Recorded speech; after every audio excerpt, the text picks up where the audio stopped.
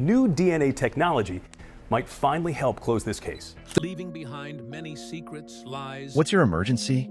Patsy Ramsey, we have a kidnapping. There's a note left and our daughter's gone. 28 years later, that phone call still echoes through the halls of justice. A 6-year-old girl, a ransom note, a Christmas morning that ended in horror, and somewhere out there, a killer who's never been caught. But in 2025, everything has changed. New DNA technology, fresh evidence, and a father who refuses to let his daughter's story end in silence. What if I told you that the technology to solve this case already exists? What if the answer has been sitting in an evidence room for nearly 3 decades, waiting for science to catch up? This is the JonBenét Ramsey case. And if you believe that justice delayed is not justice denied, then you need to hear what happens next. Kindly subscribe to this channel and hit the notification bell. Time is running out. The basement was cold. There were several rooms down there. A boiler room, a storage area, and a small wine cellar. John Ramsey opened the door to that wine cellar. And there, on the floor, was his daughter. JonBenét was lying on her back, covered with a white blanket. Her hands were tied above her head with white cord. Her mouth was covered with duct tape. And around her neck was a crude device, a garrote made from a broken paintbrush handle and nylon cord, still tightened around her throat. John Ramsey screamed. He ripped the tape from her mouth. He carried her upstairs, breaking every rule of crime scene preservation in a desperate, fatherly instinct to save her. But it was too late. JonBenét Patricia Ramsey was dead. The autopsy would later reveal the full extent of what happened to this little girl. She had been struck on the head with such force that her skull fractured, an 8.5-inch crack that suggested a blow delivered with rage or panic. She had been strangled with the garrote. And there were other injuries, ones that pointed to a level of violence that seemed almost impossible to comprehend. The coroner estimated she died between 10 p.m. on Christmas night and 6 a.m. the following morning. But here's where the case starts to fracture.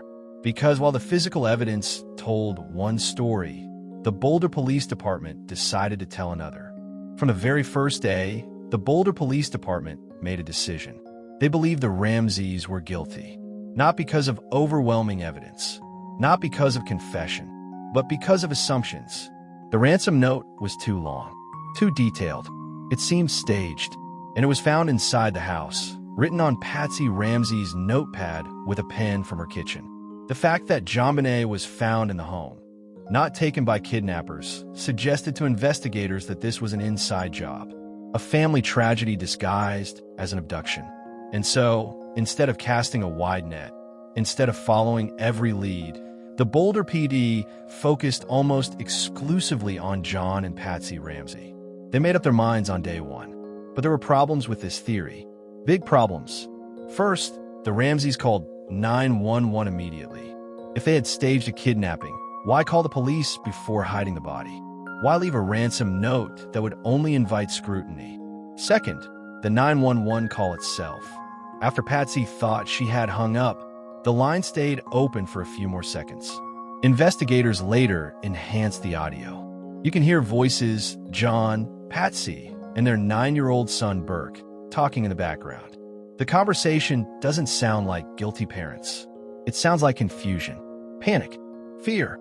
Third, the injuries to JonBenét. The blow to her head was so severe that forensic experts believe it would have rendered her unconscious immediately. The garrote was constructed with precision, using a specific knot that neither John nor Patsy had any known experience tying. And the manner of strangulation suggested someone who wanted to inflict suffering, not a parent trying to cover up an accident. But the Boulder police didn't want to hear it. They refused to consider other suspects.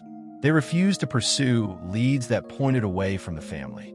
And they refused to share critical evidence with the district attorney's office, which led to years of internal conflict and a complete breakdown in the investigation. Meanwhile, the real killer was walking free. Let's talk about the evidence that Boulder police chose to ignore. The DNA. In 1997, investigators found DNA on JonBenét's underwear. It was male. It didn't match anyone in the Ramsey family. and it didn't match anyone in the Boulder police database. For years, the police dismissed this finding. They suggested the DNA could be from the manufacturing process, touch DNA left by a factory worker. But then, in 2008, new testing revealed something stunning. The same male DNA found in JonBenét's underwear was also found on her long johns, the pants she was wearing when she died. This was no factory contamination. This was DNA from someone who had physical contact with JonBenét the night she was killed. The presence of male DNA unrelated to the Ramsey family in multiple locations on JonBenét's body became critical evidence that ultimately helped exonerate the family in 2008. The district attorney at the time, Mary Lacey, issued a formal apology to the Ramsey family. She acknowledged that the DNA evidence pointed to an intruder. She cleared them of suspicion, but the damage was done. Patsy Ramsey had died of ovarian cancer 2 years earlier, never seeing her name cleared. And the Boulder police? They refused to accept the DA's conclusion. There was a broken window in the basement. Investigators found a scuff mark on the wall below it. There was disturbed dust on the windowsill, and neighbors reported seeing a strange man near the Ramsey home in the days leading up to Christmas. John Ramsey himself had broken that window months earlier when he was locked out of the house. But the condition of the window on the morning of December 26th suggested fresh disturbance, someone climbing through. The Boulder police dismissed this. They said the window was too small. They said there was no evidence of an intruder. But private investigators who later examined the scene disagreed. They said an adult could easily fit through that window. And they said the evidence pointed to forced entry, not staging. Crime scene technicians found a boot print near JonBenét's body. It was made by a high-tech shoe. None of the Ramseys owned high-tech shoes. The print was never matched to anyone. The garrote used to strangle JonBenét was constructed from a broken paintbrush handle found in Patsy's art supplies, and forensic experts have identified it as potentially the most critical piece of evidence in the case. The device was made with a specific type of knot, a toggle row configuration used in military and survival training. Neither John nor Patsy had any background in this kind of technique. The paintbrush handle had been broken cleanly. Part of it was used in the garrote. The other part has never been found. Who made this device? Who knew how to tie that knot? And why would a parent, trying to cover up an accident, go to such elaborate lengths? Dr. Werner Spitz, a renowned forensic pathologist, examined the autopsy photos and noticed something. There were 2 small marks on JonBenét's face and back, marks that were consistent with a stun gun. Dr. Michael Doberson, the coroner who conducted a second review of the case, agreed. He believed JonBenét had been incapacitated with a stun gun before being struck on the head. If true, this changes everything, because it means the killer came prepared. It means this was premeditated. And it means the Ramseys, who had no stun gun and no history of violence, were not the perpetrators. But the Boulder police dismissed this theory too. One by one, pieces of evidence that pointed away from the family were ignored, downplayed, or lost in bureaucracy. And the case went cold. While investigators fought behind closed doors, the media turned the Ramsey family into America's most hated household. Tabloids published wild theories. Cable news aired speculative documentaries. And every detail of the Ramseys' lives was dissected on national television. Patsy Ramsey was accused of being a pageant mom who pushed her daughter too hard. John Ramsey was painted as cold and calculating. Even their 9-year-old son, Burke, was subjected to cruel rumors and suspicion. The family couldn't grieve. They couldn't move on. Every time they appeared in public, they were met with judgment, anger, and accusation. The court of public opinion had already delivered its verdict, guilty. But the court of law, the one that requires evidence, proof, and due process, that court had nothing. No charges were ever filed. No arrests were ever made. And in 2008, when the DA officially exonerated the Ramseys, the media barely covered it. The damage was irreversible. Patsy Ramsey died in 2006, 2 years before her name was cleared. She spent the last decade of her life under a cloud of suspicion, knowing that millions of people believed she killed her own daughter. John Ramsey, now in his 80s, has spent nearly 3 decades fighting for justice.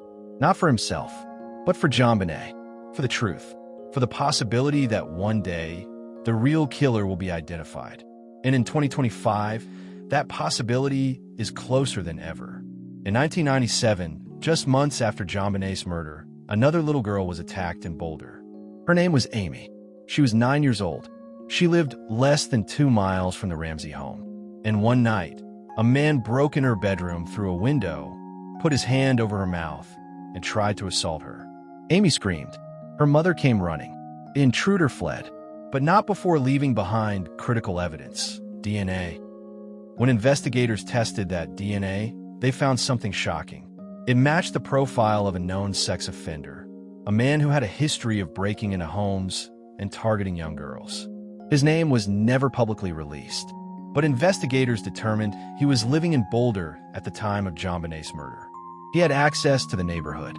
He fit the profile, and yet, the Boulder police never seriously investigated him as a suspect in JonBenét's case. Why? Because they were still focused on the Ramseys. This wasn't the only connection. Over the years, investigators have identified dozens of potential suspects. Men with histories of violence. Men who were in Boulder on Christmas night. Men who owned high-tech boots, knew how to tie military knots, or had experience with stun guns. A late homicide detective compiled a spreadsheet of suspects. The spreadsheet, created by a dedicated investigator, contains the names of dozens of suspects and represents years of work gathering DNA evidence that could lead to an arrest. But without cooperation from the Boulder Police Department, these leads went nowhere. Until now. In recent years, DNA technology has revolutionized cold case investigations. You've heard of the Golden State Killer, a serial rapist and murderer who terrorized California for decades. He was caught in 2018 using genetic genealogy, a technique that compares crime scene DNA to public genealogy databases, building family trees to identify suspects. Since then, hundreds of cold cases have been solved using this method.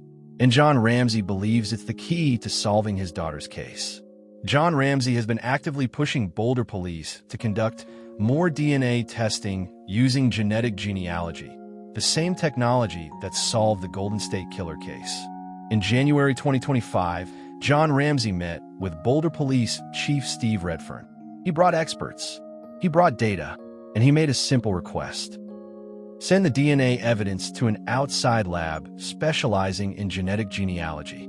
After the meeting, Ramsey expressed satisfaction with the discussion, stating he believes this approach represents the best path forward. The Boulder Police Department has been testing items from the case at the Colorado Bureau of Investigation. Dozens of items are currently being tested for DNA, including both old evidence being retested and new items from the crime scene. But here's the problem. The DNA found in JonBenét's underwear has not yet been tested using genealogical methods because the technology is not yet sensitive enough to develop a complete profile from the degraded sample. However, experts are optimistic. Law enforcement officials have stated it's not a matter of if, but when the technology will advance enough to make genealogical testing possible. So what does this mean?